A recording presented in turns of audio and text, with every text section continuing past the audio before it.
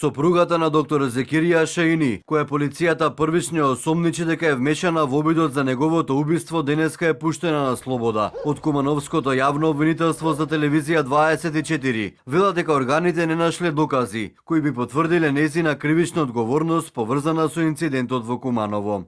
Сопругата на доктор Зекирија Шаини е пуштена на слобода. Одлуката ја донесе јавен обвинител, откако по поминати 24 часа органите не најдоа докази кои би се ставала на товар за незината вмешаност во обидот за убиство. За инцидентот имаме осомничени други лица. Во обидот за убиство нема политички мотиви, туку се работи за приватни нерасчистени односи.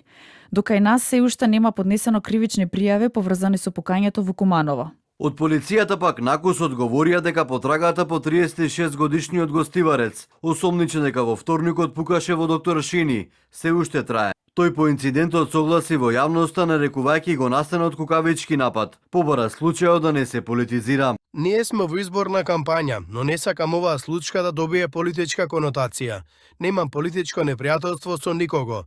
Ги молам органите на редот да го расветлат случајот што е можно побрзо. Но и денеска албанските партии продолжија со политичките обвинувања за случајот Шаини. Коалицијата вреди, остро реагирана како што посочува обидите на ДУИ да политизира инцидент. Особено загрижува што политичките опоненти предводени од ДУИ се обидуваат да ја дадат политичка димензија на оваа трагедија, грубо манипулирајќи со семеен конфликт во сред изборна кампања.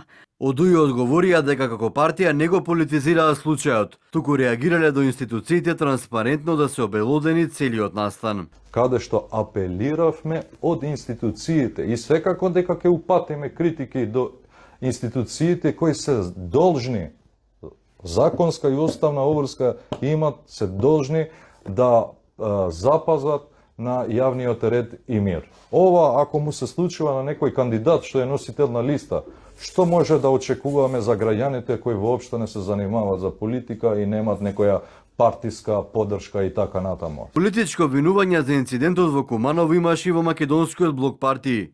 Опозицијата побара оставка од министерот Тошковски. Тој одговори дека нема да се замени од функцијата.